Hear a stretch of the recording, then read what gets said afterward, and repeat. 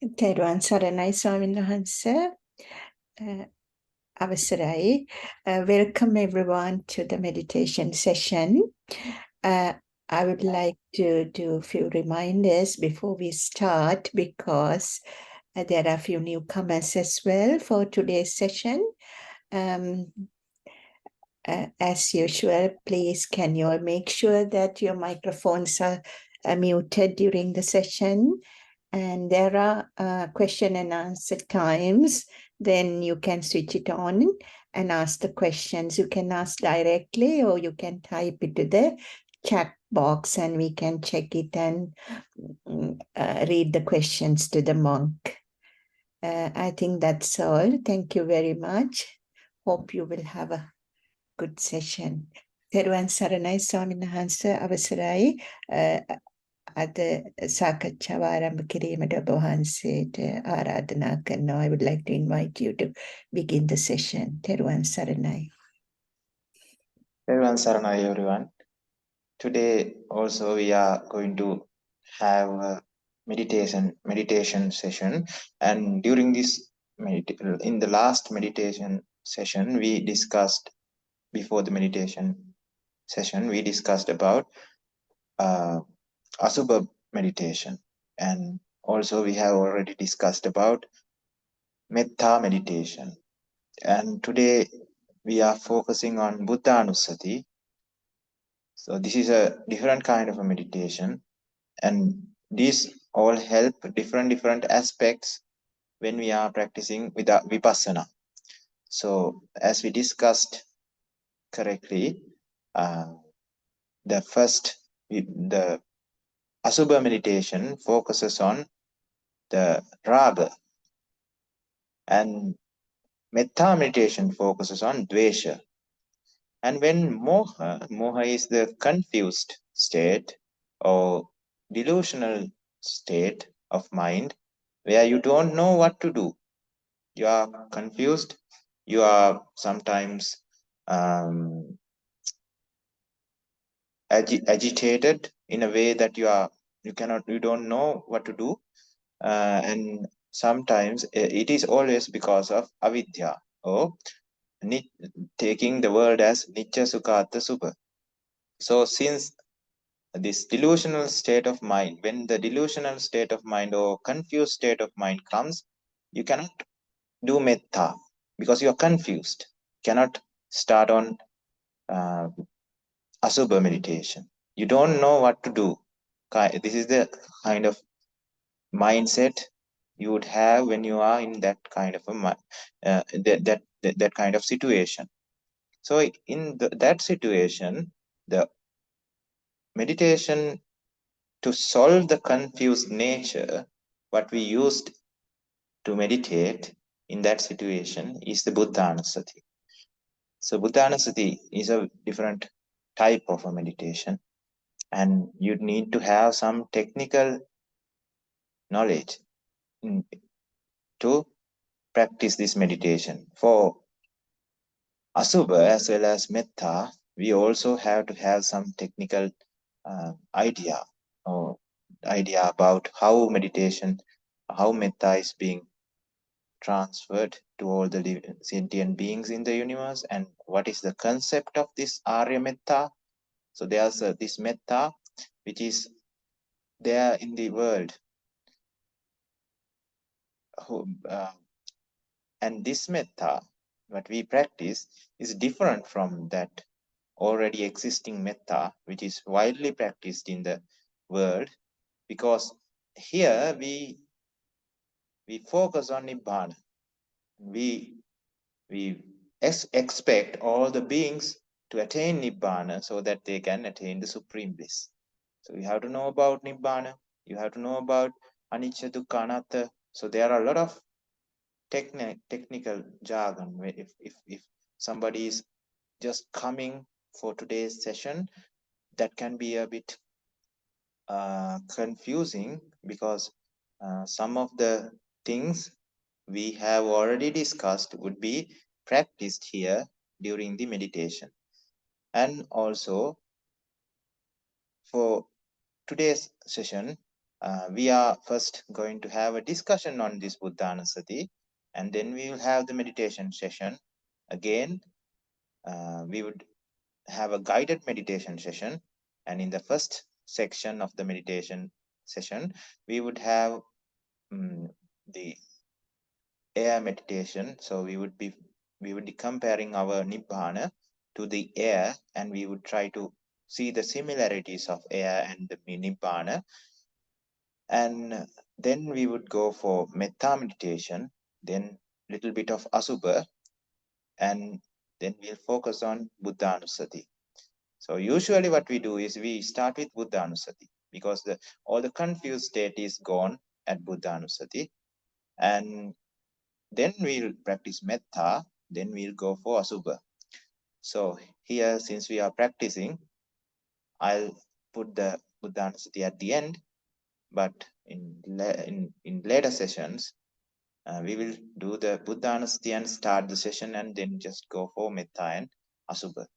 So when we are practicing Buddhanusati, there's an important part we need to understand. So I'll be using the whiteboard because these terms would be new to you. Pronunciations could be a bit hard, and so you would be listening and you would be focusing on the sound. Now, when it comes to Buddhanusati, these are sounds. I'll write down the sounds, some of them at least. It goes like there are 9 qualities of Buddha. Buddha is actually a combination of qualities. The first one is Arahang. Arahang. Then the next one is Samma Sambuddho.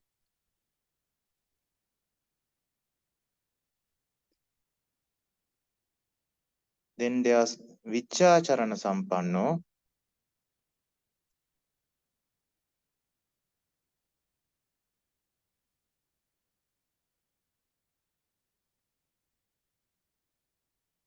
Fourth one is Sugata.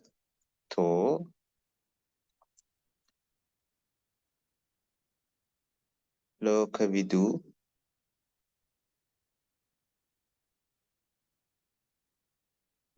Anuttaro. This is P. Purisa.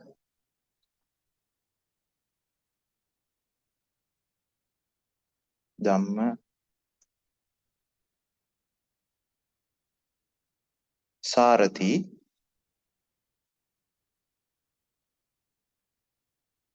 Sattha.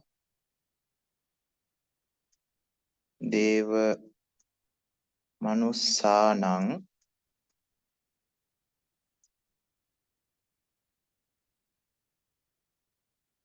Buddho.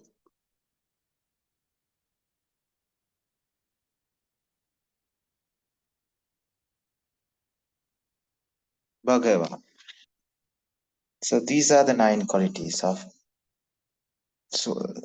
Buddha. Oh, these are what we call Buddha actually. So if we go through these qualities, there are things that we need to remember before starting understanding these qualities. The first thing is these qualities are said. These qualities are infinite. So you cannot understand these qualities fully. Infinite qualities. So if someone is understanding these qualities, it is something like this. I'll give you an analogy. You don't want to drink all the water in the ocean to know the taste of the seawater. So that is not needed. You just need only a few drops of water from the sea to know the taste of seawater. Just like that, you would never be able to understand this quality in 100%. But you'd be able to get a taste of it if you get to that level.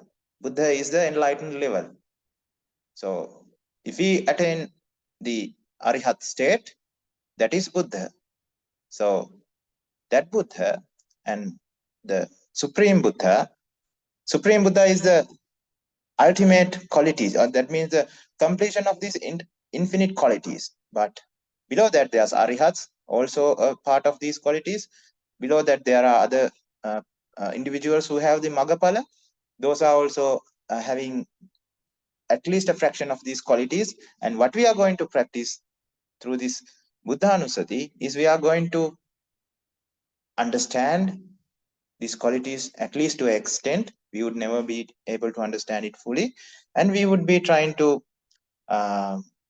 feel that quality.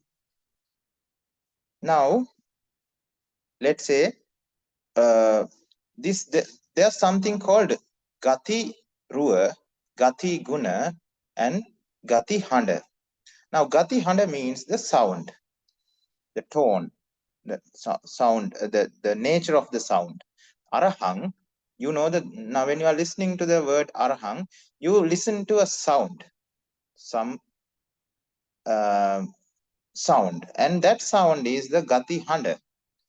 When it comes to Gati Guna, now based on the tone, now you know about body language. Sometimes there are things like when we use the same word harshly, like we say a person get out, so we can put please in front, so we say please get out, and we can, without the please, we can softly say get out, and we can say the same word with a harsh tone, get out, and that get out we can put harsh words in front of it as well and say get out.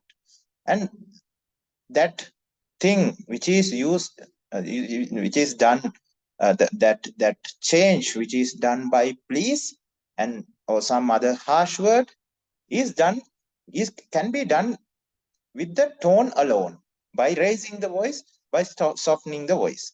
Just like that, this gati guna of a, or the quality of a sound is very important. And there's this, and there's this quality of the sound, and there's this nature of the sound, and there's this tone of the sound. So tone gives the quality. Tone is what gives the quality to the word. So here, when if you have heard these sounds that does not belong to any language but used worldwidely, some things like sighing, when you are let's say disappointed, you just take a deep breath in and you forcefully expirate, giving out a sound. Now that is a sound. Now that has a meaning. The person, from whichever the part they are, knows that this person is disappointed, or this person has been having some problem, or we can understand that person without using any language, but just a sound. When your leg or foot, or let's say head, get knocked on something, a sound comes out of you automatically, and that sound expresses pain and injured nature, or whatever it is. You say ow or ui or whatever it is, and when you hear that sound, you understand that this person is hurt without using a language but just a sound. And again, there are other sounds like I don't know, in English there might not be a word for this. There's maybe you might understand or not about this sound, but I'm sure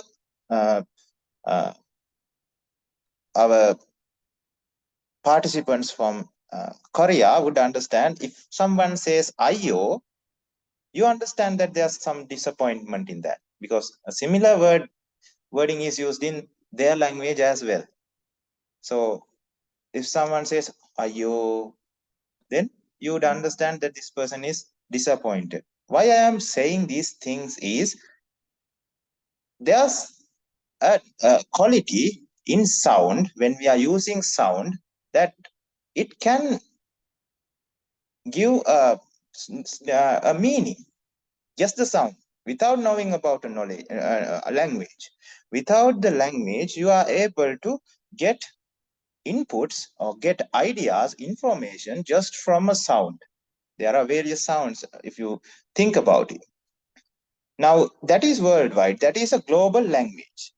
So, at the initial part where the first languages were introduced, Latin said to be a first language, Pali said to be a first language. So when people invented these languages initially, they just came from those sounds. And these sounds gradually developed into words. And these words actually are they are called to be emotional language. So these emotion in the thing with emotional languages are, you just hear the sound, you have never heard that sound in your life, but you are able to understand. In some instances, there are instances that you are able to connect with mind. Now these things are very rare, said to be like science fiction, but there have been individuals, people who have developed their mind, who are able to connect from one mind to the other and give the message or talk inside their mind, just like talking, getting information from the ear. You just connect with the mind and give the information there. So in those instances, they use this language, Pali. We can say that Latin is also that kind of a language. So that after some time, after this industrialization or the development of science, and people going far away from their normal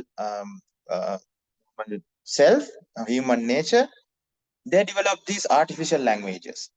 Now we are using those kinds of artificial languages now. Because of that, we have to learn the language before using them, because it's artificial, not original. Because we cannot understand it in a way that our ancestors could when they are using these emotional languages. Emotions are being just put into sounds, and these, since emotions are universal, they can understand the sound and convert that into emotion and understand what he is saying. So I hope you understand the concept. So this arahang is a word used in an emotional language, but we don't understand what is the meaning of arahang when said. That is because we have gone far away from that language. Now we are not able to comprehend it without a very pure mindset. Now our minds are being defiled with various kinds of defiled. Our minds are full with various kinds of defilements. We cannot understand the pure nature of the sound. We have gone far away from that original level. So we don't remember and we don't get that connection. We are not that, our mindsets are not that pure. So, but the thing is, if you recite this over and over and over again, you start to get that feeling. So that is why what we are going to do when we are going through Buddha Anusati. You would be able to understand what arahang is, but you would never be able to put that into words and express to someone. That is the difference. You would have a framework. You would be able to say it is infinite, but I cannot tell exactly the boundaries, but it is something like this.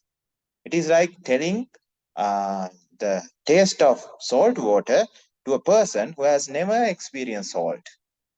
That is not easy. That is very hard.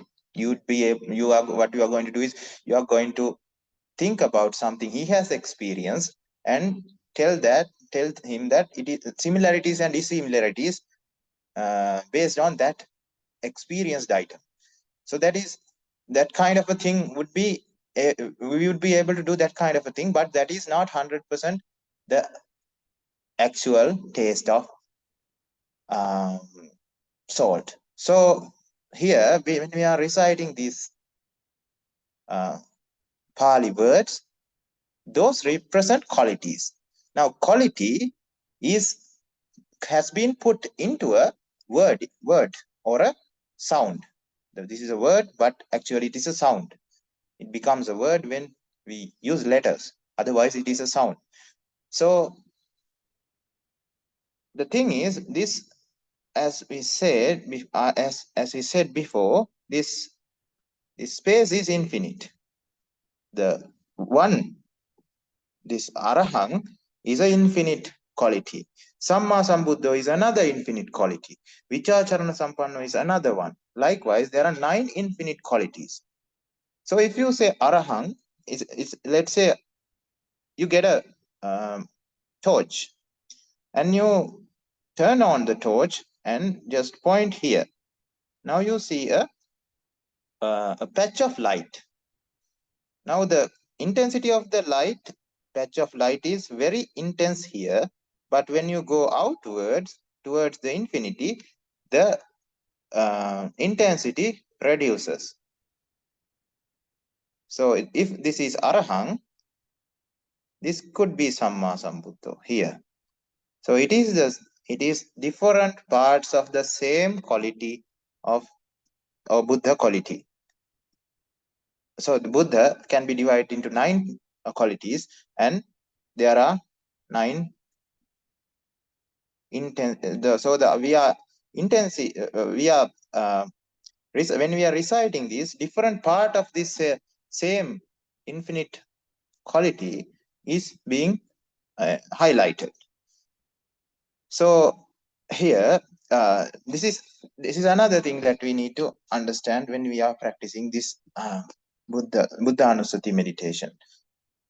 So after this brief introduction, we'll go for what we call the etymology of these words.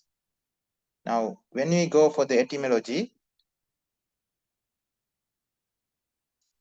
we need to, now these etymologies of words when it comes to English and when it comes to this Arya method is very different. When it comes to English, they go for history, how the word changed from time to time and became the current word, how it came from Latin or another basic language, and how it changed over time, and how the meaning came to the current word. But here, when it comes to these Pali and especially Sinhala, these languages get the etymology through sounds. So araha means, sorry about that.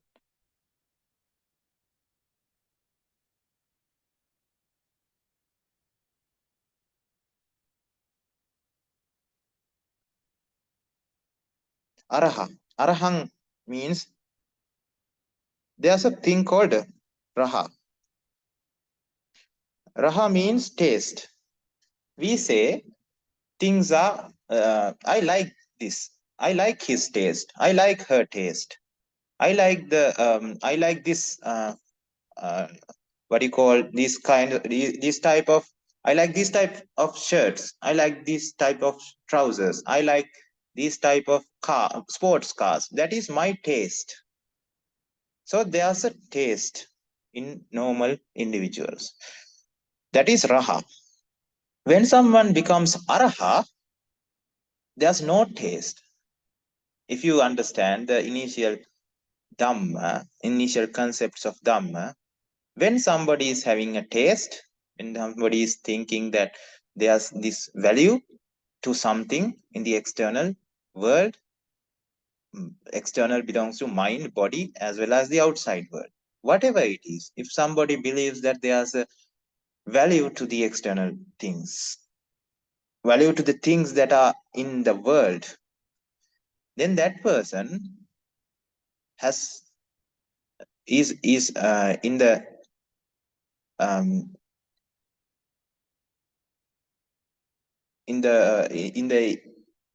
within avidya, has this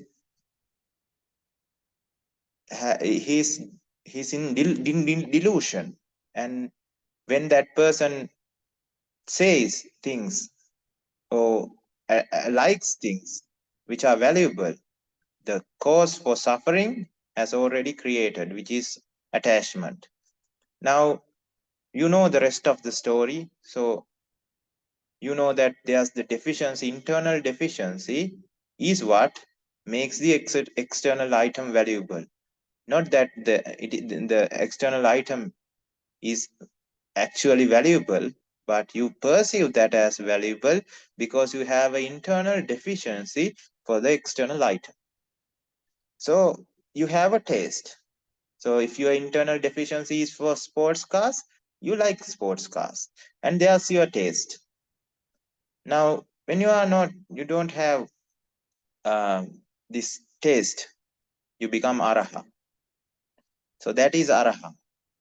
So that is a quality. Then samma sambuddho. You know what sang means? Sang means raga, dvesha, moha. And ma means elimination.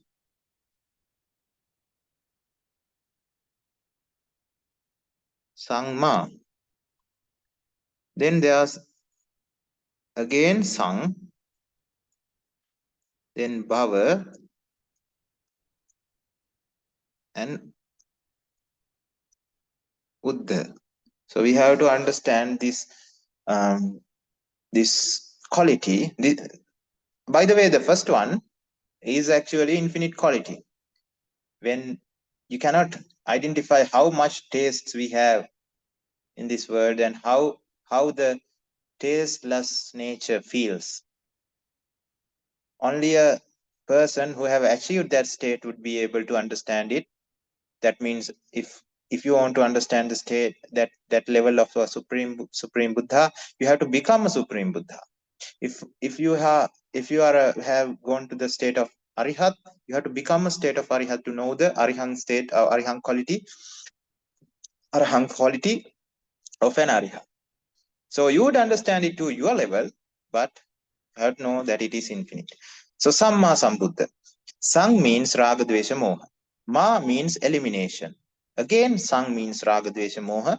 Bhava means the state of being. Uddha means the elimination. So if I sum it up, elimination of bhava or state of being, that means this sansaric journey is a result of our attachment and wanting to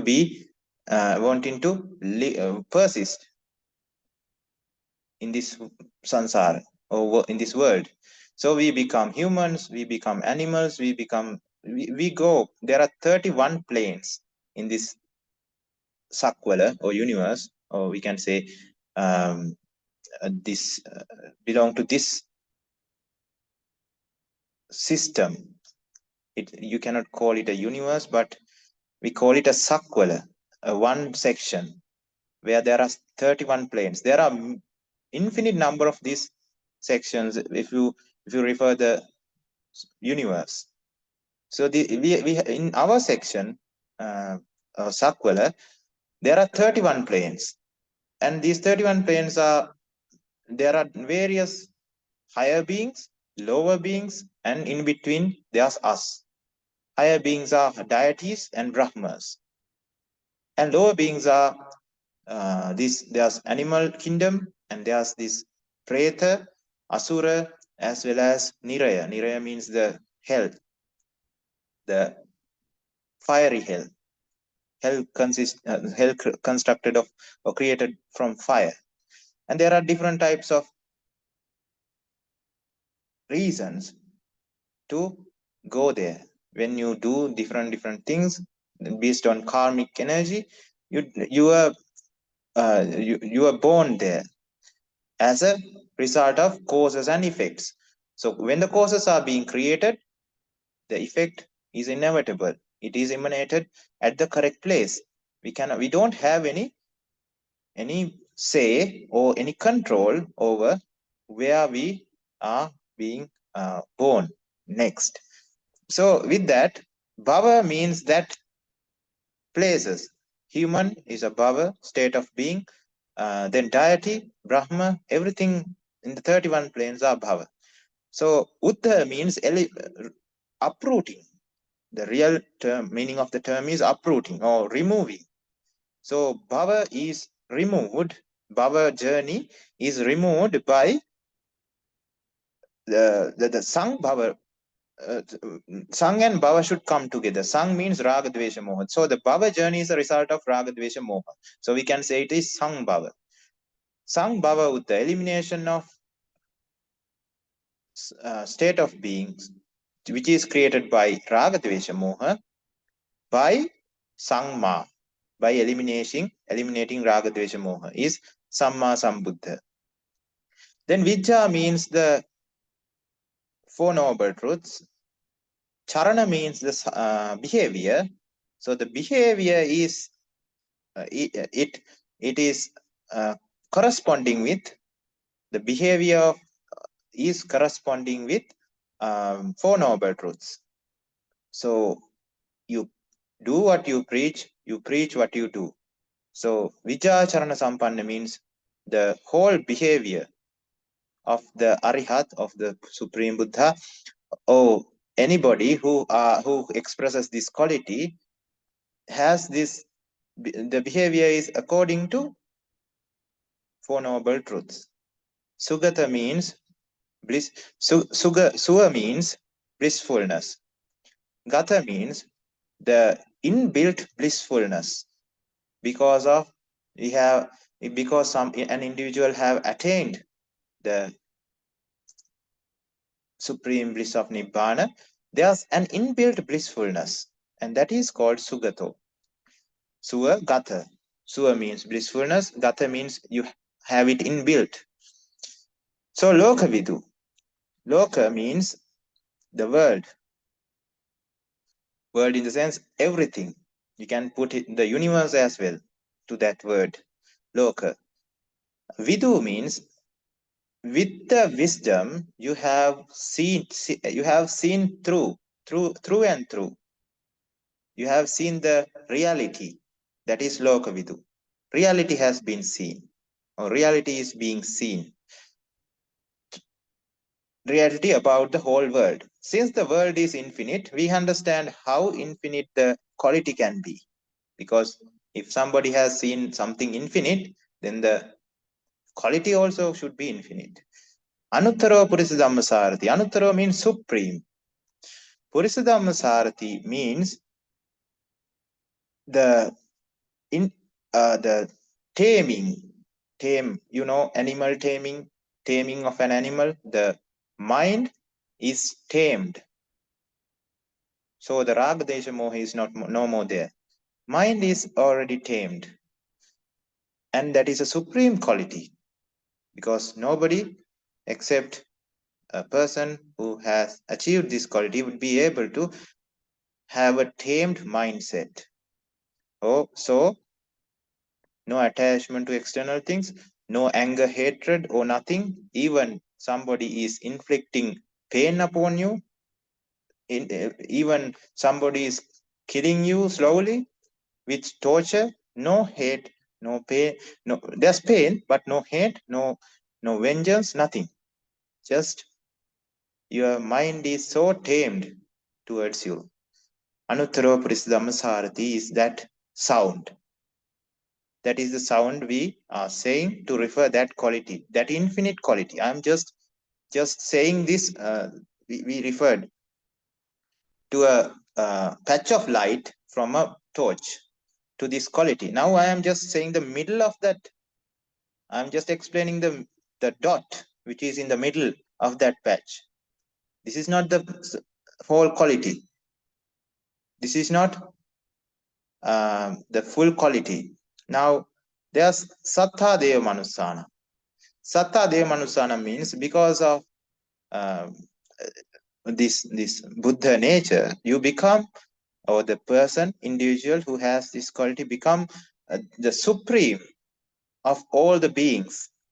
Supreme because you have eliminated the sansaric journey. So that is why you become supreme. Satta Deva Manusana. Satta, above all, Deva.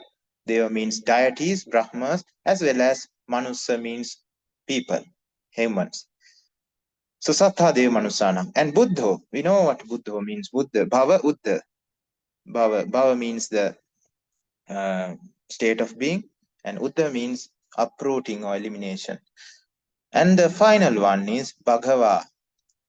Bhagava means Bhaga means separation. If you remember the last discussion where we discussed about Asubha meditation, what we did was we separated the things and understood the illusion behind it.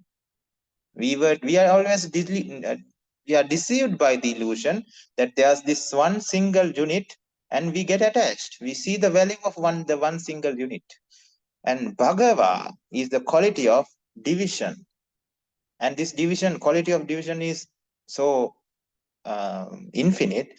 We cannot even an Arihat cannot understand the level Supreme Buddha could divide and see the world. Can divide it into the smallest bit. So Bhagava, if we have this quality, we will be able to divide and see the reality. So the quality of division, when it comes to a sound, the sound goes as Bhagava. So these are the 9 qualities I wanted to explain.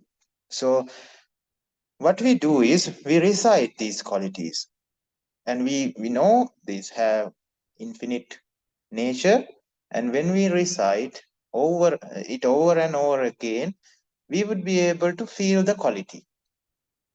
And when we feel the quality, and when we get and we when we recite it, the power of the quality will be received or gained by our mind. So since these qualities have, when somebody achieves these qualities, that person have already gotten rid of confused state, because he is now more confused, because you have known the reality very well, no confusion. So this is a medicine for confused mind. When you recite this, it comes slowly, but you have to do it for some time, for some period. Not that just reciting it once would do the trick. For a person who has done it over and over again in the sansaric journey might have that privilege, but for a new person, it might take time. But when you recite it over and over again, you would get you develop a samadhi, and you would be able to experience the quality.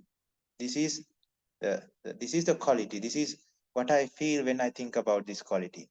And that feeling comes gradually, because this word is a representation of that feeling, or this sound is a representation of that feeling. So that is what I wanted to explain today. And this when we are reciting these sounds today, we would be sorry about that. We would be doing it through a gatha. It goes like this. So Bhagava itipi araham. That means, so Bhagava itipi araham means Bhagava is another name for Supreme Buddha. So Bhagava itipi araham means that Supreme Buddha had Bhagava quality. So Bhagava itipi araham. Arahang vataso Bhagava. Arahang, nature, is what creates a Buddha. So it goes both ways. Supreme Buddha has this quality, and quality is what makes the Supreme Buddha. Why? Because it was Supreme Buddha, before becoming enlightened, is just a person, not just a person, but a special, very special person with the potential of becoming Supreme Buddha. But he is a person or a son of two normal, a king and a queen. So a prince was born, and this prince, how did he become a Supreme Buddha? Because he had achieved these 9 qualities. So if somebody can achieve these 9 qualities, but it is very rare, only a Supreme Buddha can do it. And to become a Supreme Buddha, there's a very long course that you have to follow. And anyway, if somebody has done it, and if somebody achieves these 9 qualities to the extreme level, that means to the infinite level, he is called Supreme Buddha. Iti so bhagava itipi arahang, arahang vata so bhagava. Then Namo tassa bhagavato arahato samma sambuddhassa. So that is a very interesting Pali stanza. Namo tassa means you are going to uh, acknowledge or align with this quality. Align. Namo means align. Namo align. Namo tassa, and align with this bhagavato arahato samma sambuddhassa.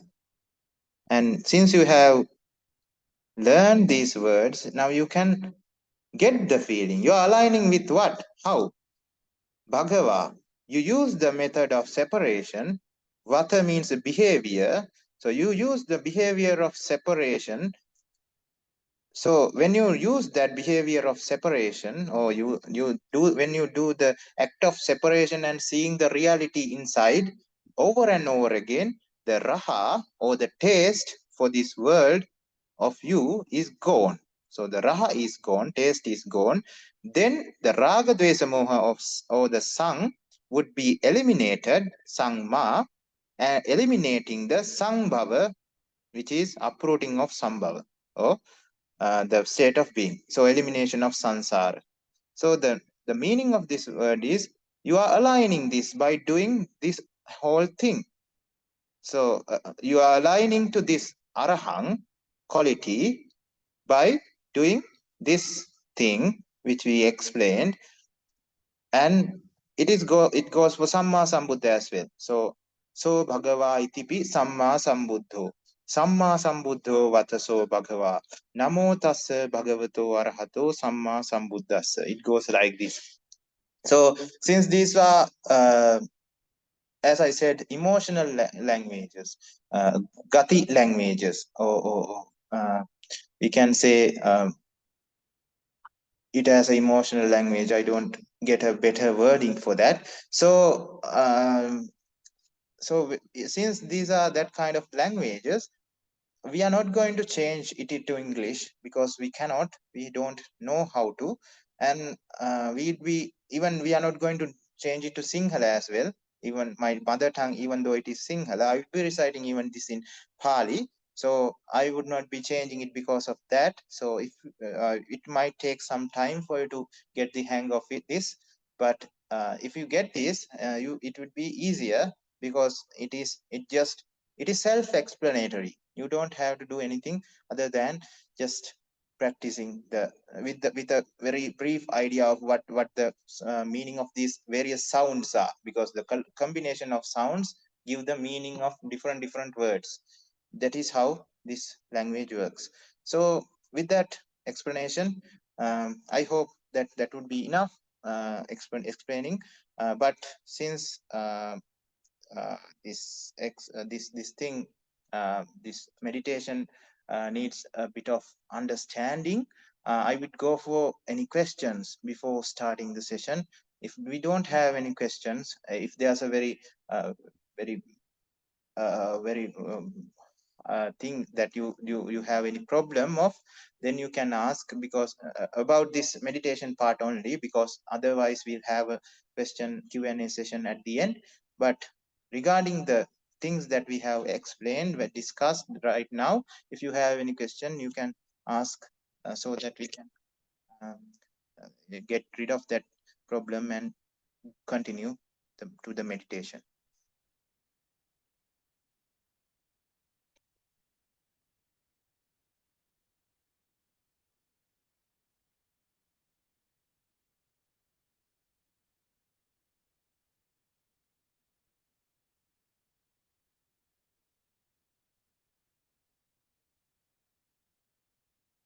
I hope no questions then. So we'll move on to the meditation session. So as we decided, we'll go with the initially with the calming meditation, and then we'll go into the metta, asubha, and buddhanusati. So be in a comfortable posture, in a good environment where there are no distractions. You can either have your eyes open or half closed or fully closed. I think it is your choice. Whatever is going with you, you can do it. And preferably have your back straight because it helps. And you can be in a seated position or in a meditating posture or whatever you prefer, and and follow my lead. And this would be a guided meditation as said before, and you would be going this journey along with me, and try to focus on the meanings and feelings, not just words or sounds. This not just focusing on the words, not just focusing on the sound. Go for the stimulation of your brain. So in other words, wisdom. Go for wisdom. Go for uh, thinking in depth of what these things what these things means. That's what would open up the reality of the world. So with that, we'd be starting the session. Take a deep breath and exhale it slowly with intention to calm your mind and body. Do this several times until your body and mind is calmed.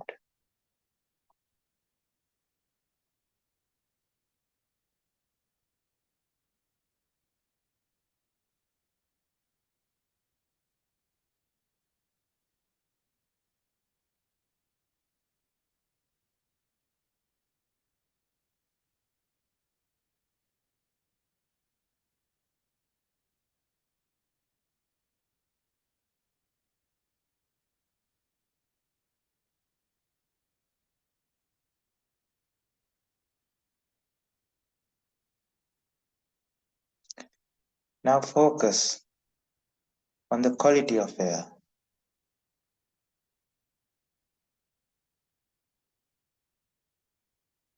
Focus on the column of air that is passed through your nasal passage.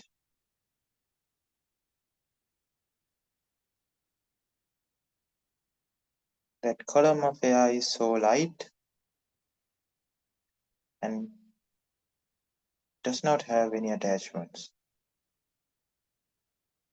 Very free.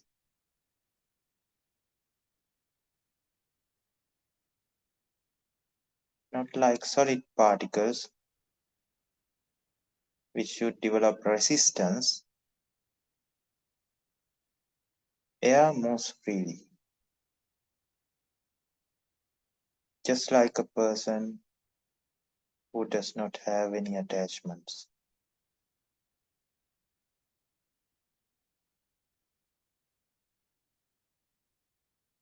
Just like a person who is free.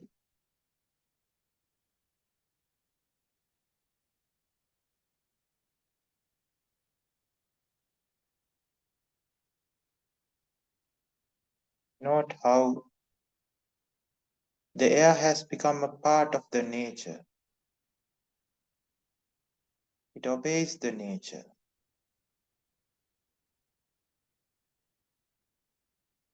Does not defy the orders of nature.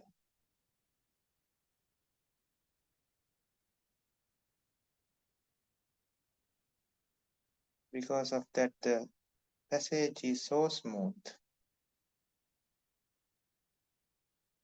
But solid is not like that. Solid refers to the attachment.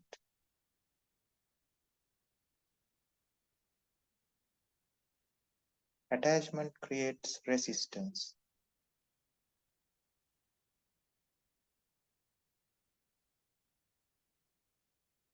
Does not obey the orders of nature. Tries to go against it.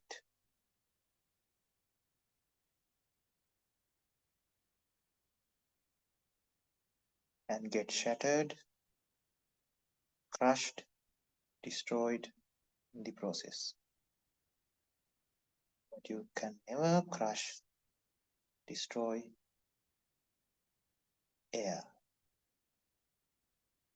You cannot even grab it. It just slips in between your fingers. Now think about this and try to feel the blissful nature of non-attachment, the peaceful, calm, quiet, free nature that it creates.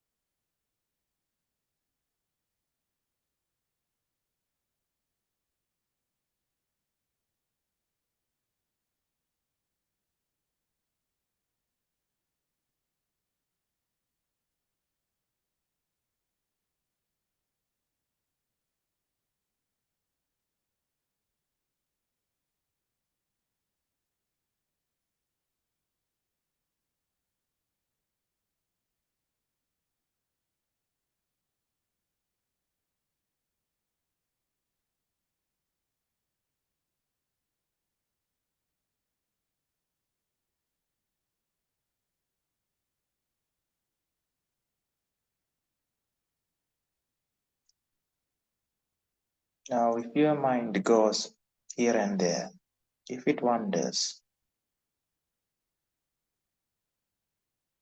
just don't try to resist. Just see why. What is the reason? If your mind wanders, that is because you have found something valuable, a thought which is valuable. That is why you are thinking in that direction, because it creates blissful sensations thinking about that.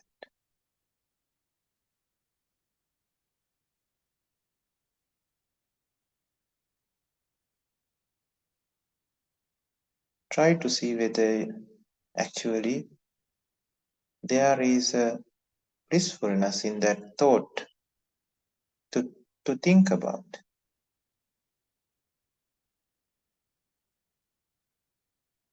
Try to highlight the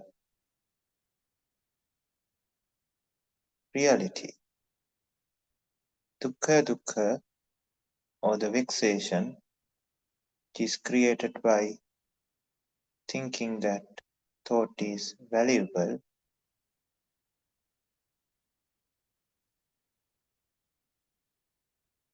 makes our mind to think about it more.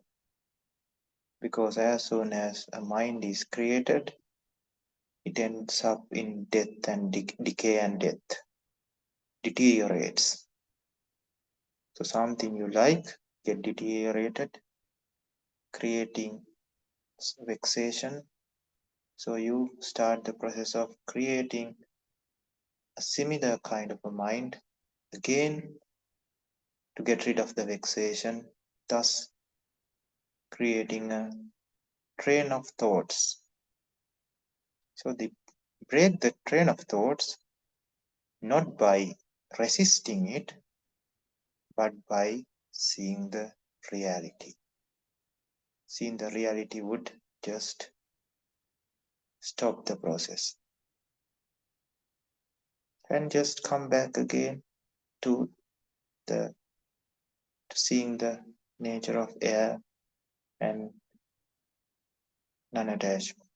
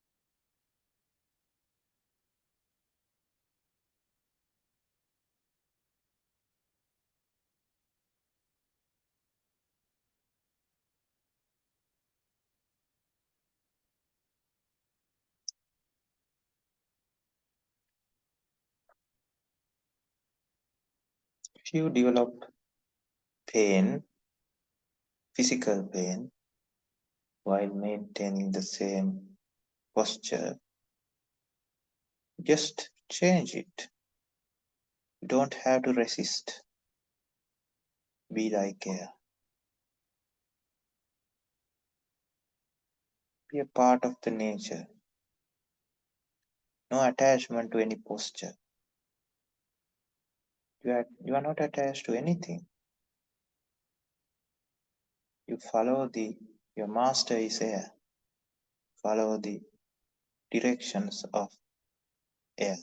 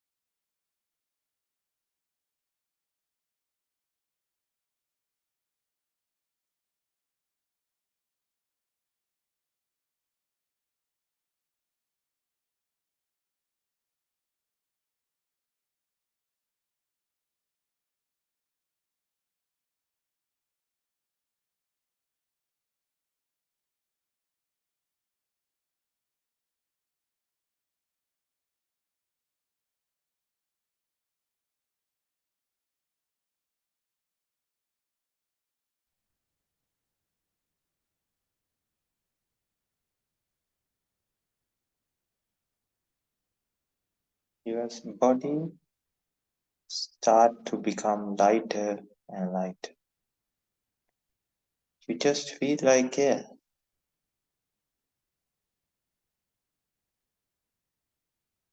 That is because your mind, which always attaches to whatever the thing, is now free. You have the understanding. Why become a slave of someone, something?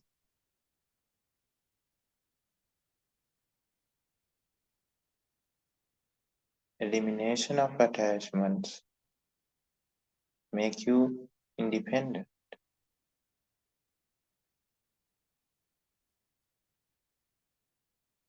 make you free from slavery.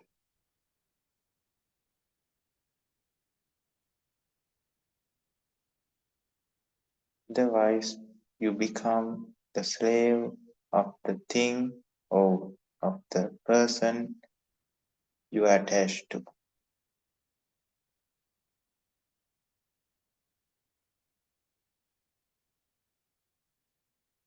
including your body and your mind.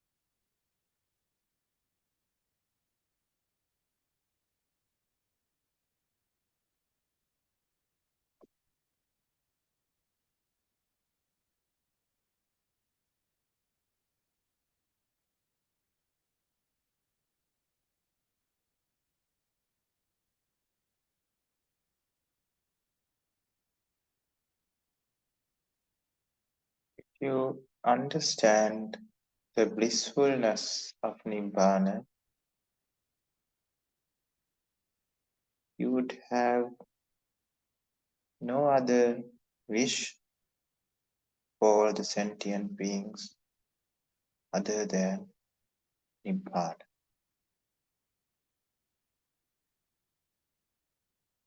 Therefore, let us spread metta to all the beings in the universe, to the beings full of delusion, to the beings who are fighting with hatred and vengeance, starting wars and killing each other, hurting each other, doing unwholesome deeds without knowing the reality of the world, without knowing non-attachment, understanding anicca dukkha anatta is what makes them free.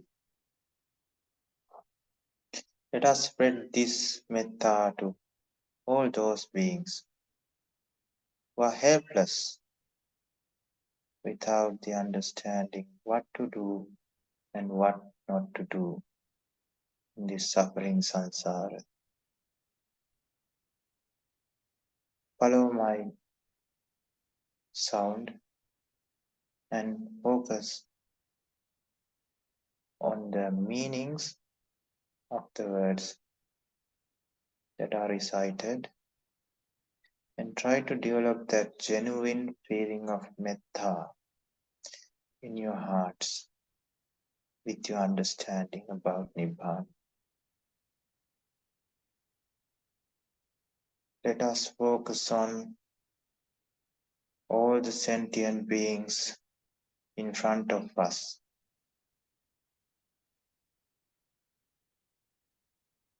Let us focus on all the sentient beings on the either side of the front.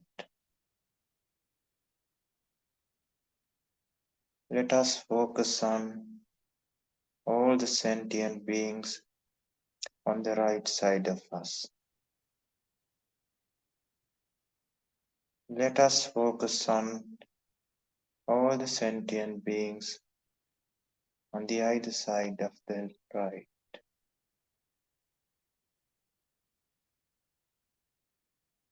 Let us focus on all the sentient beings behind us.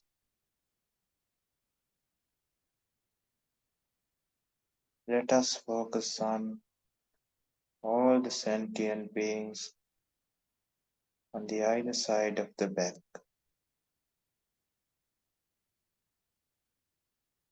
Let us focus on all the sentient beings on the left side of us.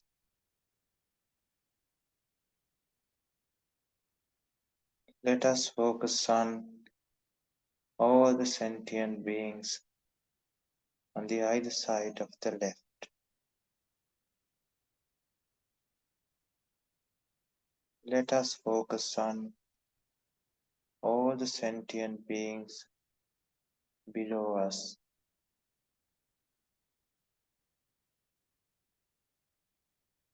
Let us focus on all the sentient beings above us.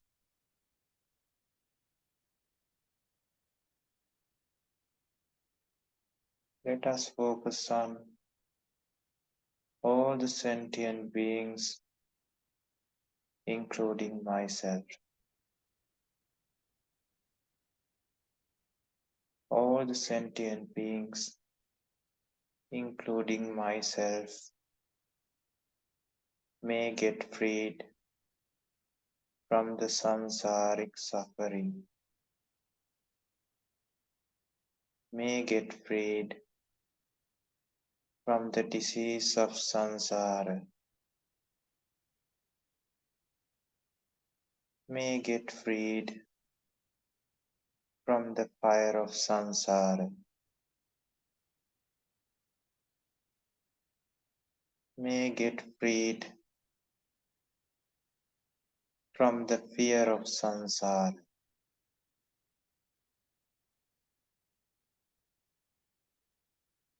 may get freed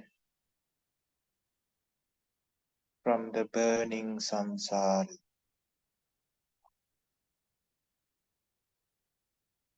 may get freed from the sorrowful samsara, may get freed from the samsaric raga, may get freed from the bonds of samsara, may get freed from the ocean of samsara,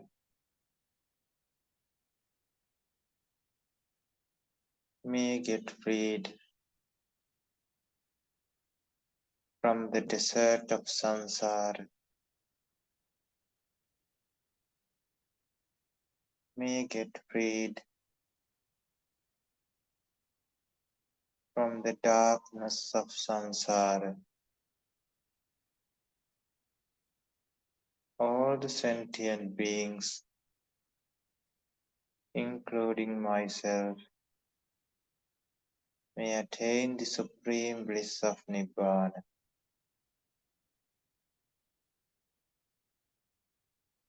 All the sentient beings, including myself, may attain the supreme bliss of Nibbana. All the sentient beings, including myself, may attain the supreme bliss of Nibbana.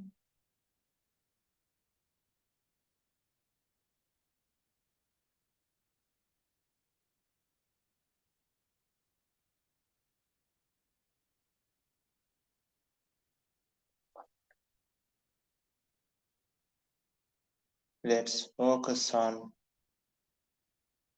all the sentient beings in front of us. Let's focus on all the sentient beings on the either side of the front. Let's focus on all the sentient beings on the right side of us. Let's focus on all the sentient beings on the either side of the right.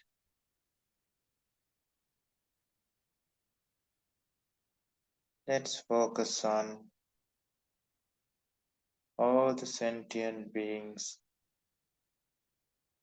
behind us. Let's focus on all the sentient beings on the either side of the back.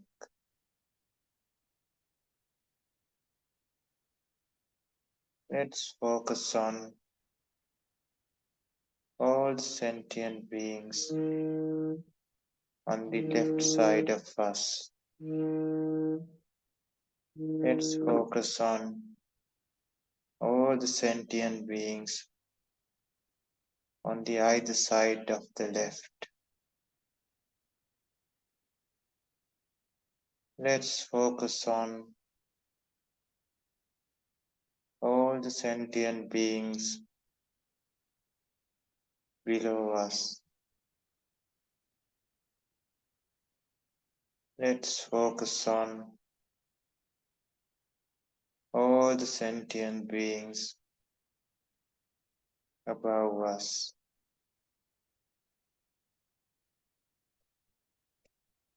Let's focus on all the sentient beings, including myself.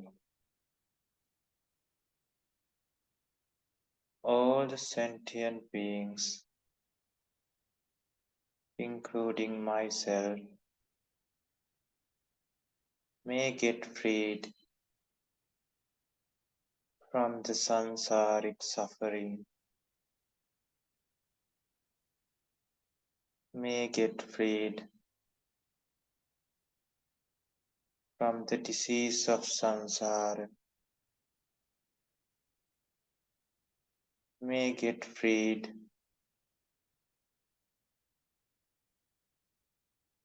from the flames of samsara, may get freed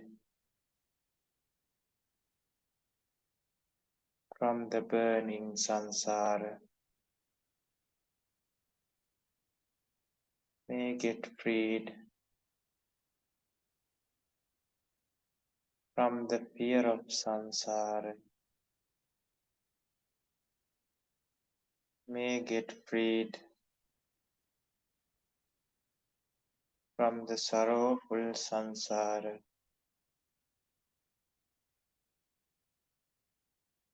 May get freed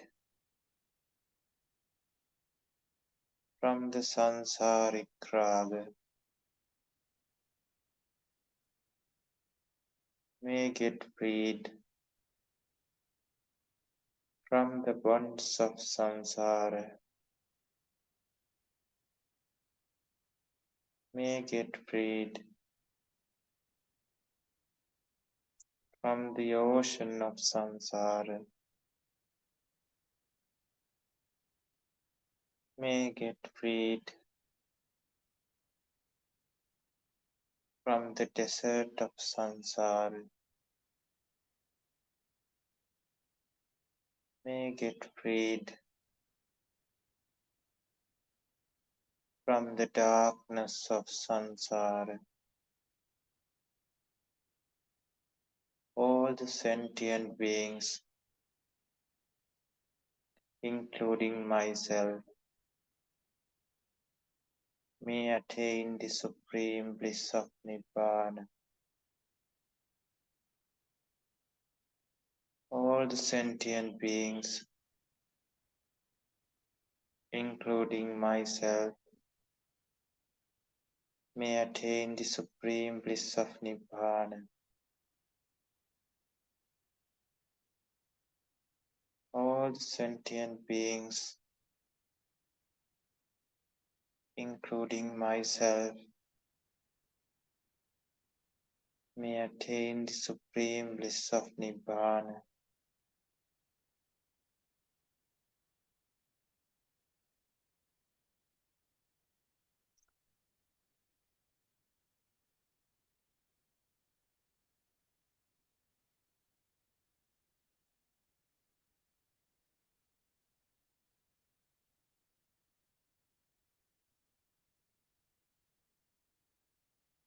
Let us focus on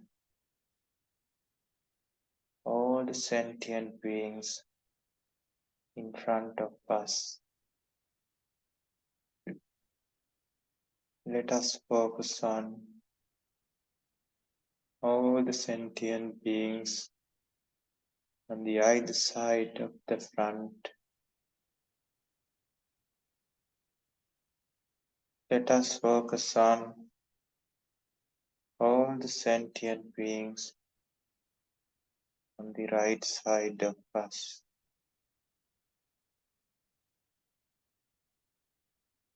Let us focus on all the sentient beings on the either side of the right.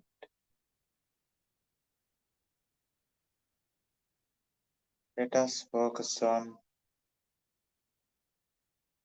all the sentient beings behind us. Let us focus on all the sentient beings on the either side of the back. Let us focus on all the sentient beings on the left side of us. Let us focus on all the sentient beings on the either side of the left. Let us focus on all the sentient beings below us.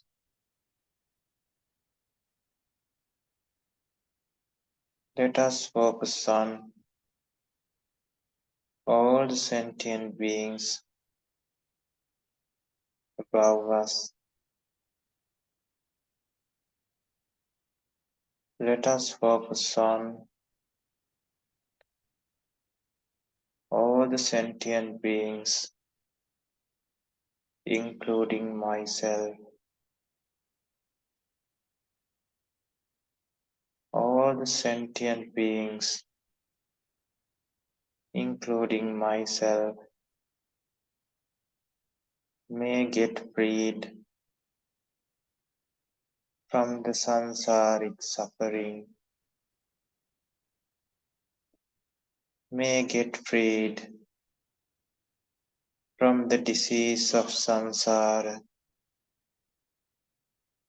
may get freed from the fear of samsara, may get freed from the flames of samsara, may get freed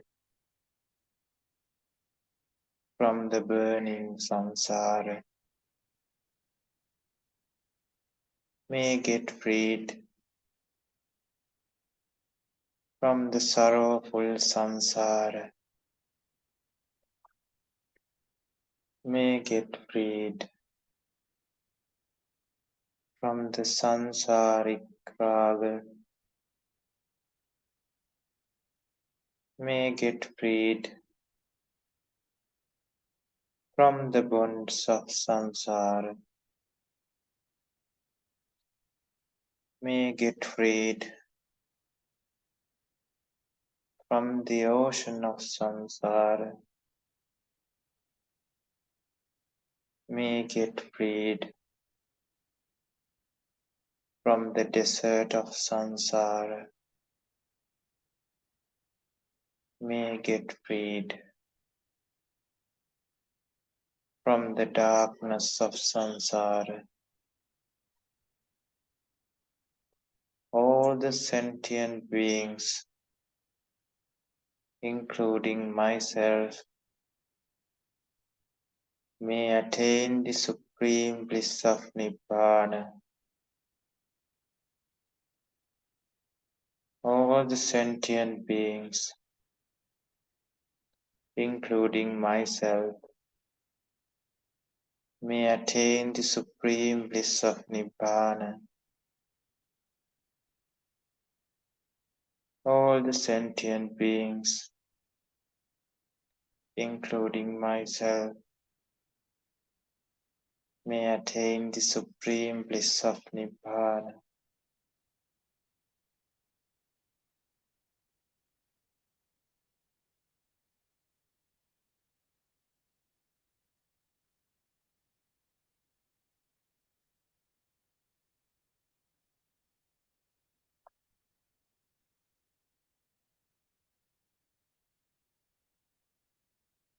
Spread this Arya Metta, the feeling of Metta,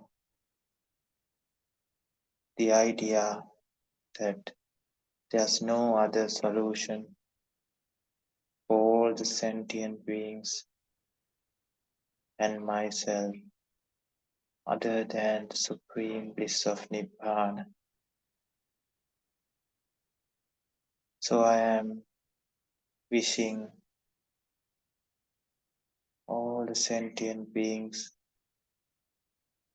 to attain Nibbana, ending this samsaric suffering.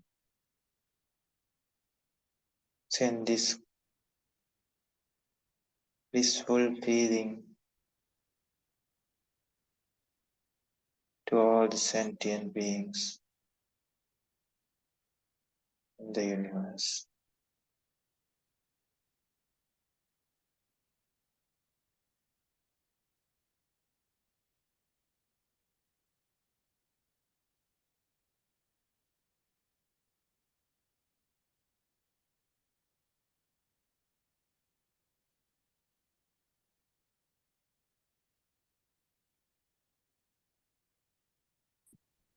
You don't have to spread it, think of spreading it. You just have to generate the feeling in your mind. Just like hate, just like anger, spreading to all the universe. When the feelings of metta are created, they are automatically spread throughout the universe.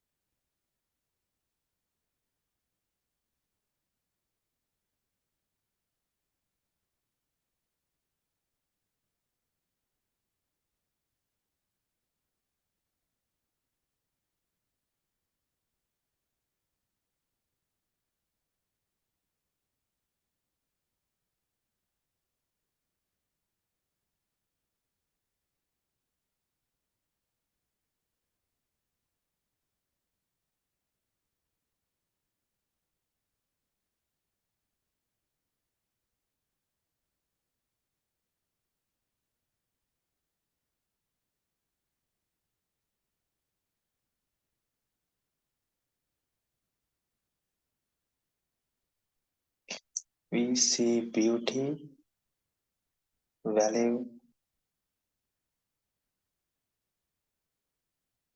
because of seeing something as one whole unit. But the beauty disappears as soon as we separate that unit into its building blocks. Because of this beauty, because of this value, we get attached to these things. It is just like hugging a fire. We get burnt. Fear, suffering, despair, lamentation, physical pain, mental pain, everything comes as a result. Illusion of things coming together deceives our mind to think that they are value. So let us use this Bhagavata quality of Bhagava, quality of division, and see the reality of our bodies.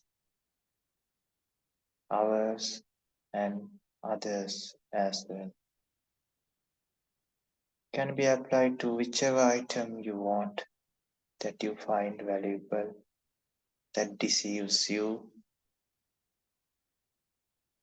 because of the illusion that it creates, presenting itself as a one unit. Let us recite these Pali words and see the essenceless nature, delusional nature, deceiving nature of our mind towards the body. Kesa is another name for hair. Loma is another name for body hair. Naka is another name for nails. Danta is another name for teeth. Tacho is another name for the skin. When I recite these Pali words, imagine removing these items one by one from your body or from others' bodies in your imagination and see whether you will find anything valuable, at least when you remove only one item. And when I recite these words backwards, apply these parts that you removed and see how the beautiful picture, valuable picture comes back to life. See the deceiving nature, see the delusional nature, see the sacrifices that you have done because of this delusion.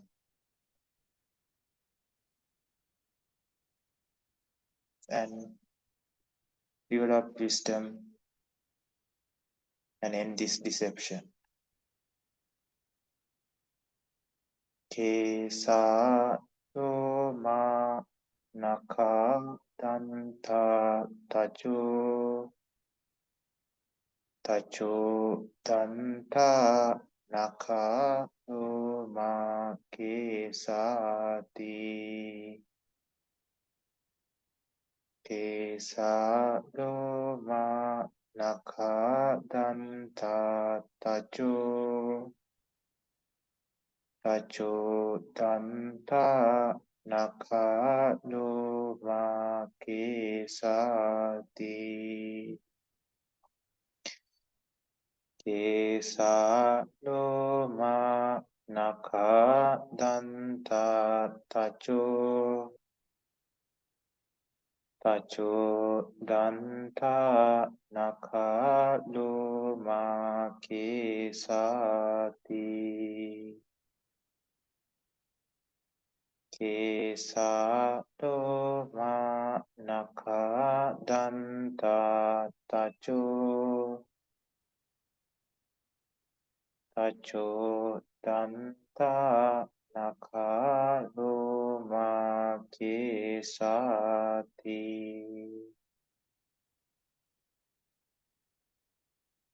Kesa Loma Naka Danta Tacho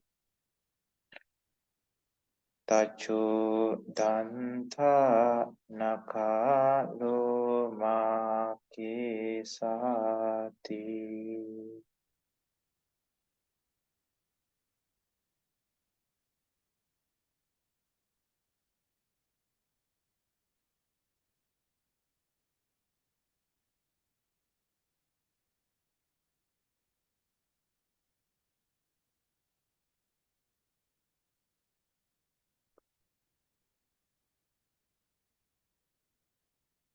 use this technique and apply this method of separation to the defilements, individual defilements that you have in your mind, and see the deception, develop the wisdom, see the asubha nature of the things that you have taken as subha.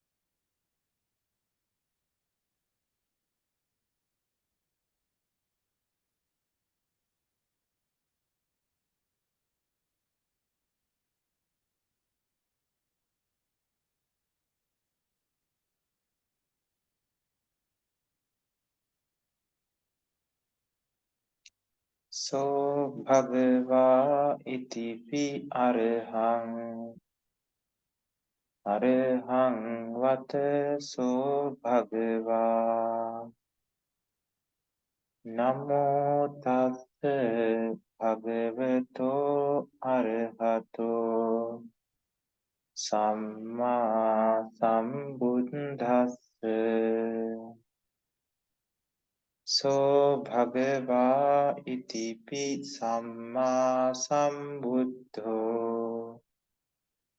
samma sambuddho vataso bhagava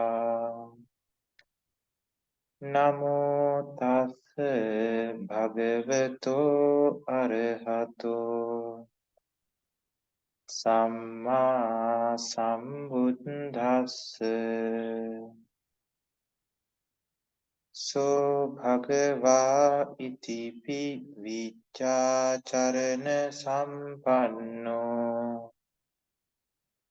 vicacharana sampanno vataso bhagava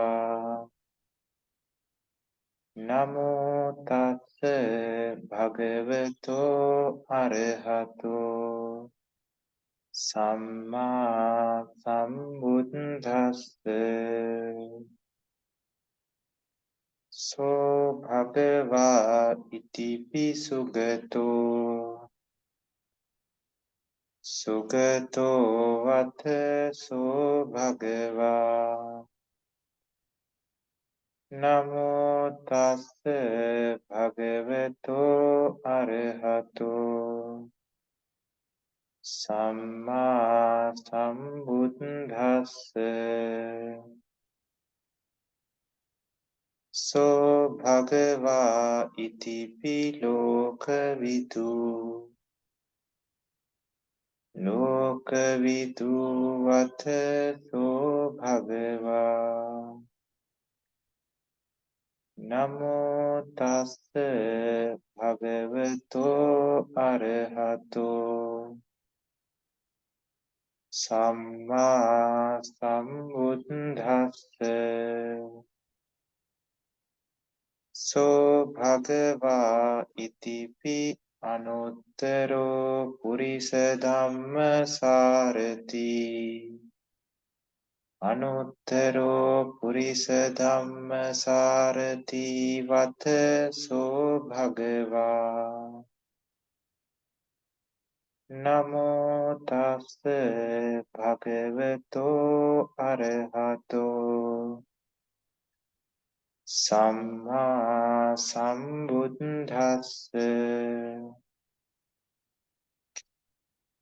so bhagava itipi sattha deva manussanang sattha deva manussanang vataso bhagava namo tassa bhagavato arahato samma sambuddhassa so bhagava itipi buddho buddho vataso bhagava namo tassa bhagavato arahato samma sambuddhassa so bhagava itipi bhagavan bhagava vataso bhagava namo tassa bhagavato arahato samma sambuddhassa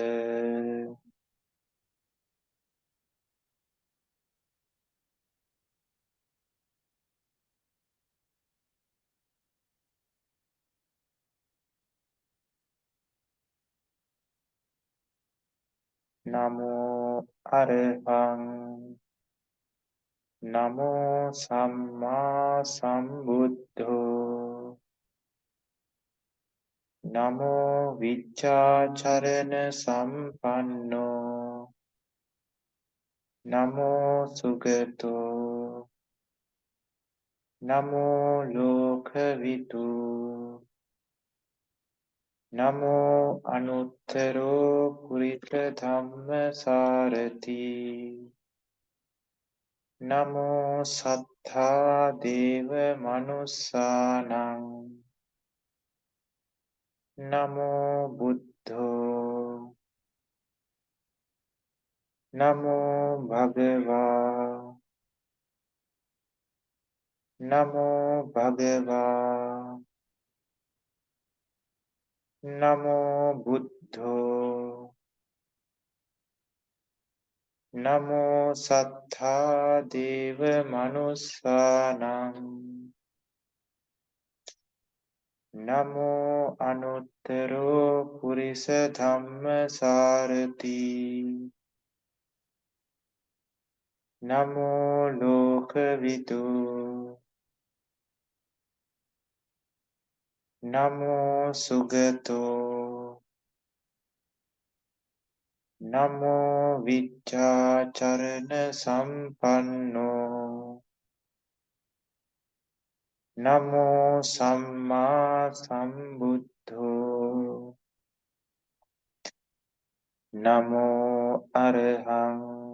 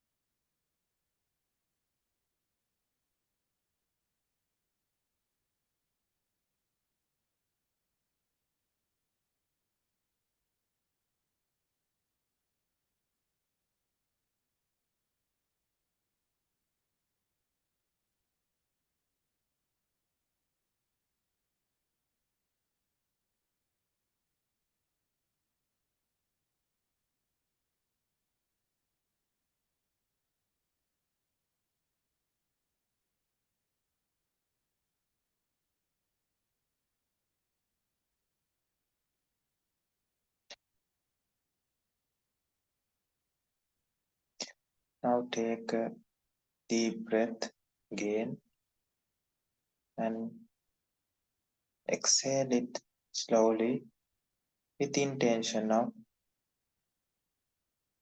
calming the body and relaxing the body, the intention of ending the meditation.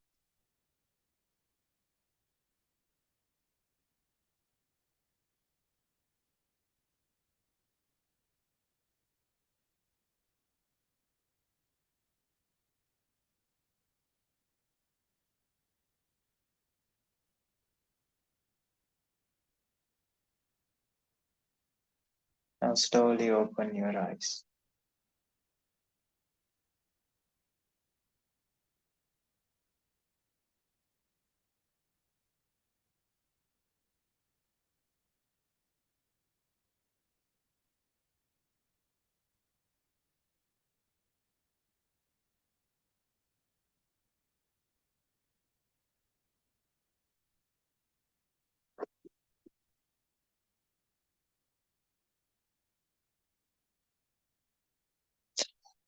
If you have any questions about today's discussion or today's meditation or any question regarding meditation, the discussion is open.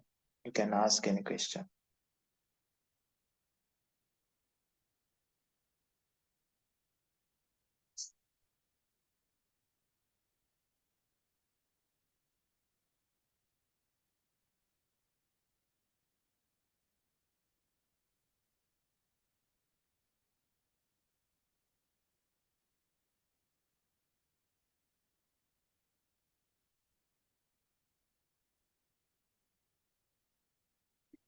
Kiran Sarana, you can type the questions or you can ask.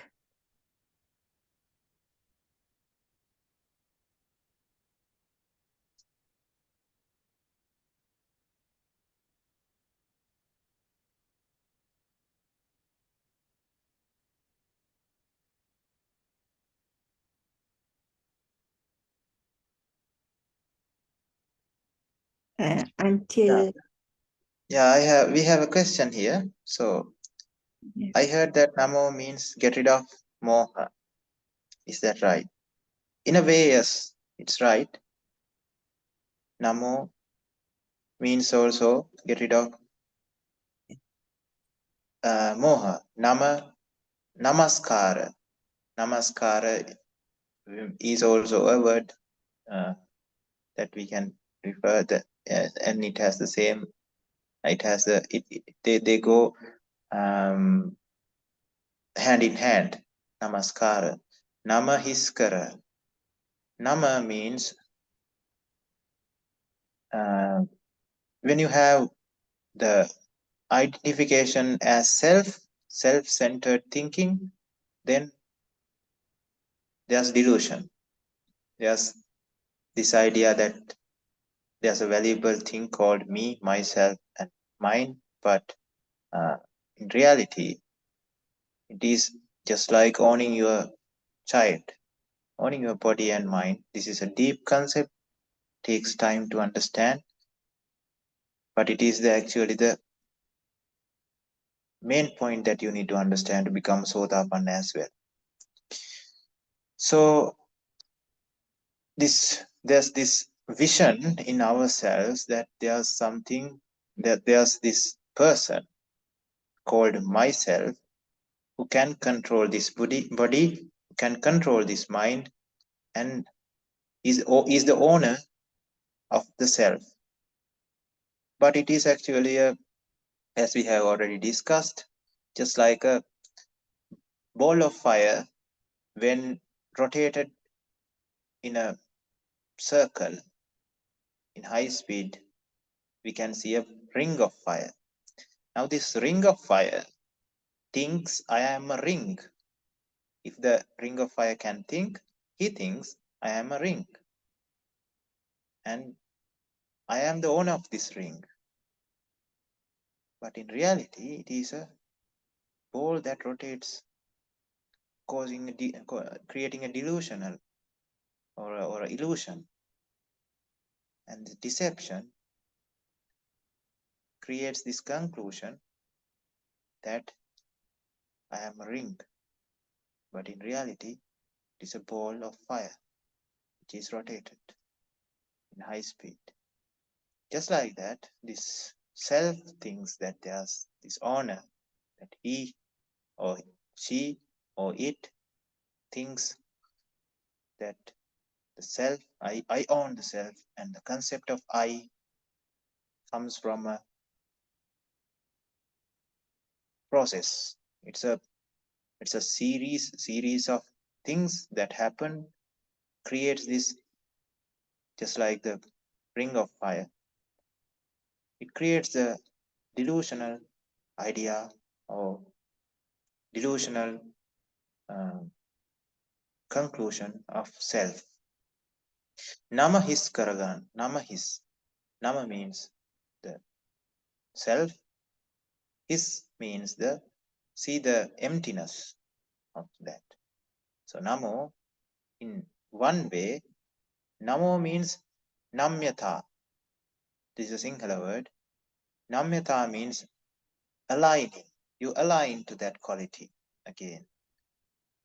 Just like when there's what you do when you are worshipping a Supreme Buddha or a monk, when you are showing respect, you fall down to the ground. That is namaskar. Again, that is aligning. You are aligning that person's great qualities so that you also one day would gain that qualities. That becomes a meritorious deed as well in that sense. So Namo has various definitions. Some of them are superficial, some of them are deep. Now I initially said the deep meaning. You see the full delusion, moha is eliminated along with avidya. Everything is eliminated when it comes to namaskar. Namaskar is what we do. every day when worshipping, with the intention of elimination of this self-centered thinking, the idea of self, finally attaining the supreme bliss of Nibbana. That's why we worship. And this other meaning where we align to that quality, and it creates the magga or the pathway. Pathway is one thing, the result is one thing. And namaskar has both of them. And namo also has both of them. Sanskrit may predate Pali, yeah, maybe, but in the normal context, yeah. But when it comes to this history, Sanskrit is actually a made-up language. It was made by Brahmins, and it was only taught to Brahmins, and only if others learned that language, they were punished. So that is the context behind Sanskrit. So Sanskrit is a language for noble people, not for normal people. So if it is a language for noble people, and not for the normal lay people, then that should be an artificial language. If it was a natural language, then they should have had it. All the people should have had it.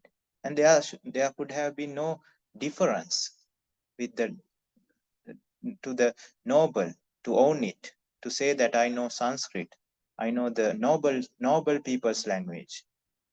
So though people say that it predates Sanskrit, Sanskrit predates Pali. Now Pali is a emotional language, so it was there from the beginning. That's why they needed to create Sanskrit, to become different, to become noble, to have that legacy, or to have that idea that they are above the others.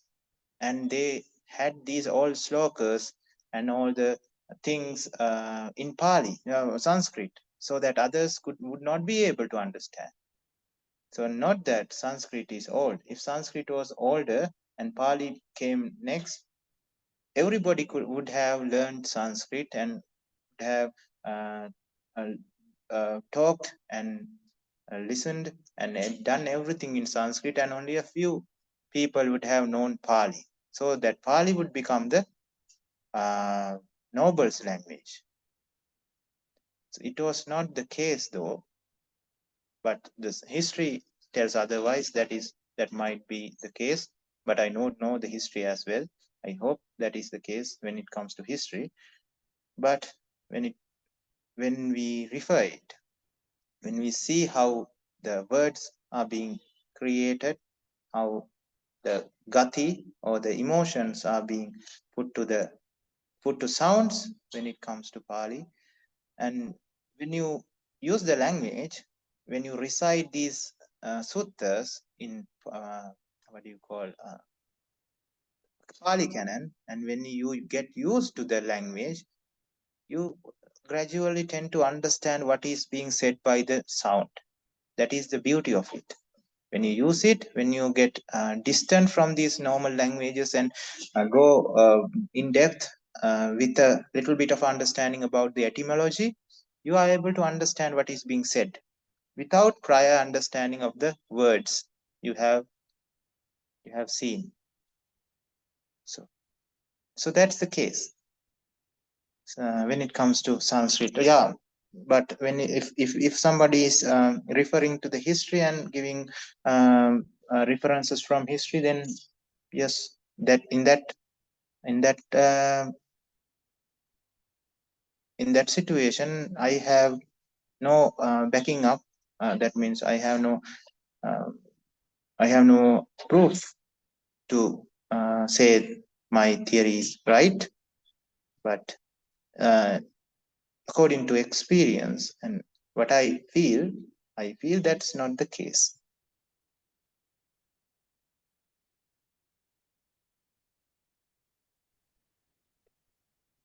I disagree. Yeah. I don't think you can say Sanskrit is an elitist. You seem to be saying Sanskrit is an elitist language. Yeah. But that's true. I know from as a fact that's But true. anybody can access Sanskrit. To me, Yeah. In today's context, the yeah, songs true. of But Sanskrit, shlokas, yeah, but we they're are not. referring to the era where there were four castes: Brahmin, Kshatriya, Vaishya, and Shudra. And we are not referring to today's time. Today, anybody can learn Sanskrit. That's correct, because now these caste systems have outdated, and people are learning, and there's no differentiation when it comes to caste. Even in India, in most parts they only consider it when marriage comes, so they can learn Sanskrit. Yeah, it's true. But in the era where this caste system was implemented and Brahmins were the top of the caste, they did not allow others to learn Sanskrit. If they hear a Sanskrit word or a sloka, they cut their ears. If they practice these words of Sanskrit, they cut their tongue. So those practices were there during that time. So that was an elite language. That was the case at that time. I don't think you can be sure that was the case. But that is written in history. If you can read it, I think you would. The thing about history is it's written in order to, make a case for somebody's agenda. So somebody might have written that down, but it might have been just to satisfy their agenda, their own particular agenda. So you can't trust what's written down in history. But when it comes to Pali Canon as well, Sanskrit it's definitely the root language to all European languages, apart from maybe a few. Yeah, maybe. The same about Latin. I mean, look at the Pope speaks in Latin. You could say that that's done in order so that people don't understand him. Yeah. When it comes to Latin, do you think Sanskrit was the basic language which created Latin as well? I don't know for sure, but there are similar words. Yeah, the similarities come from a different thing. Now, if you think about these languages, even if there's Sanskrit, or even if there's if it is about Sinhala, Korean, then maybe languages in the North American native languages, South American native languages, wherever maybe they were people who are very primitive. But if you go through their languages, all the languages started from emotions. So because of that, we always see a connection. So for mother in Tamil, they call amma, ma, right? This sound ma is there in mother. Mother also there's ma is there. Mater, ma is there. Amma in Sinhala. I know what you're saying there, these emotional languages, but the whole point of Sanskrit is it's not really an emotional language because the pronunciation is so precise. Yeah. That's exactly proves my point. That's why it's required to, because it's beyond emotion. Yeah. Now that's why I say it is artificial language, man-made language, or a elite group of people made that language. So that's why it is very hard to pronounce. It is very hard to now think about English. Now English has become a very posh language when it comes to the world, right? So what do people do in this context? When they hear English speaking people, they adapt words from their language, English language, to their language. So they they get, when I'll give you example when it comes to Sinhala. Now Sinhala speaking is a very normal and very flat, but they apply the English accent to the Sinhala speaking, and they made a different kind of a posh language. The elite part of the people in Sri Lanka, the people who thinks they are elite, do that, and they make a different accent in Sinhala, so It's that like they would feel like they are like elite. pidgin English. Yeah, I'm referring to the story of English for Sanskrit as well. So when people have these sounds of Sanskrit very posh, at that time Sanskrit was the English of our era. So Sanskrit was very having a very high standard, because it was a man-made language, and it was for the posh people. So when others from let's say people going from this the originated place of Sanskrit to other places, when they speak this language, because it is posh, they took they dropped the primitive language which might have, which they have, the emotional language they might have used at that era, because everybody might have communicated in some way before the origin of languages, so using sounds, using primitive sounds, whatever it is. So when they hear this new man-made sophisticated language, they took parts from it. Yeah, then we think that it has the influence to the all the languages in the world. But in real life, if we think about it, the main the thing that what is happening right now in the world has happened before, because all the people with raga dvesha moha were there all the time during the sansaric journey. So it repeats, history repeats. So what we are seeing right now has been repeated in the past. This is my assumption. I cannot say for 100%, but I think it's a good assumption.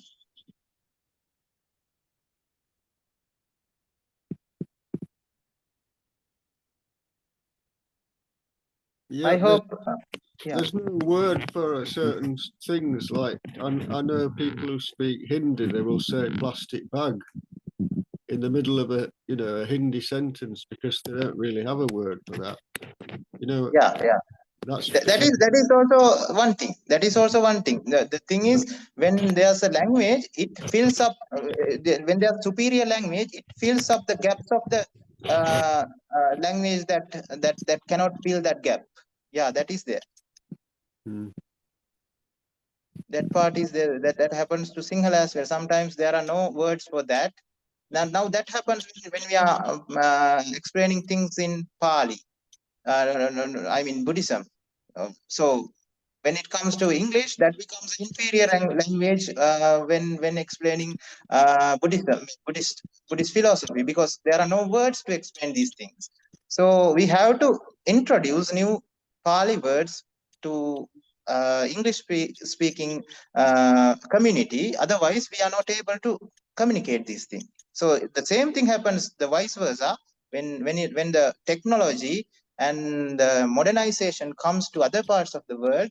Their languages don't have words for those things that were invented and that were used. So the Latinized words or Westernized words just fill the gap in those languages. So use of languages is actually a process of evolution.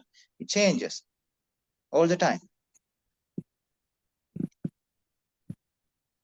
And actually, we did not go through the history of languages, how things are created emotionally. This emotional language story of emotional language, how from all the parts of the world, the sound from mother starts with the sound ma. So ma is everywhere. If you search, I think in Chinese it is called mother, mother, amma or ma. I think in Korean, so you would agree with me. I don't know the real word, but there should be a ma sound in it somewhere in the word. And when it comes to English, when it comes to I think other languages, Spanish, I don't know these languages, maybe if you refer, it should be there. And the pa sound should be there for father. father, there's pa, right? In father also. In Sinhala, it is pa is there for father, and in Tamil also it is there. I think it is the same for other languages. At least a similar kind of a shape should be there, equal Yeah. to pa. Yes, and a F is really just a P, isn't it? Sorry? F in father is really P anyway. Yeah, yeah, yeah. Just sort of changed Yeah. through use. Yeah, now they use papa, pa, father in English. It's the pa sound which is used. It changes a little bit, but the pa. Yeah, you could write a very long volume on all this, couldn't you? No, I'm actually referring to the things that have been already discussed and introduced to this community. So this is not my inventions, not at all. I am just a messenger. Okay. Yeah. I mean, one could write a very long volume. Yeah, sure. Actually, I have already done few pages. I have started writing, but somehow it has stopped for some reason. But we'll see.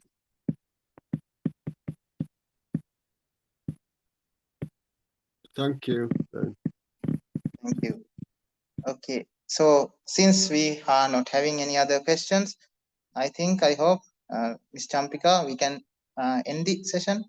Or what should we do? Anumodana. Yes, a little blessing and we can end the session. Teruvan Saranai Swamin Wahanse. So today we had a discussion on Buddhanusati, how this the qualities of Supreme Buddha would help us in meditation, and we have done more than 1 hour of meditation today. And during that, we have reflected on the reality of the world. We have seen the anicca dukkha anatta nature, and we have tried to get rid of the attachments we have in our lives to reduce the suffering of this world, of this samsaric journey. And by doing these acts, by thinking, by using words, and by using actions, we have created meritorious power that would help us in this samsaric journey. All the meritorious power which is generated today through these actions may agglomerate together, creating the perfect environment for everyone to complete their Arya pathway, removing all the hindrances and barriers to the Arya pathway, attaining the supreme bliss of Nibbana. Accept this blessing with the sadhukara. Sadhu, sadhu, sadhu. And also, let us remind ourselves about all the help that we have gotten from all the sentient beings throughout this samsaric journey, especially our deceased relations, and also our parents who helped us during our small child and infant times, during as a fetus. They helped us, they fed us, they protected us, and did all the things that were needed, and we have become grown people because of their dedication and their help. And also there were teachers who helped us learn correct things to become good citizens without becoming bad and unimportant people in the society. And also there were people who constructed our houses, workplaces, communities, and everybody as well. And also people who constructed these temples. That's why we are able to have these discussions, constructed these Zoom platforms, and also people who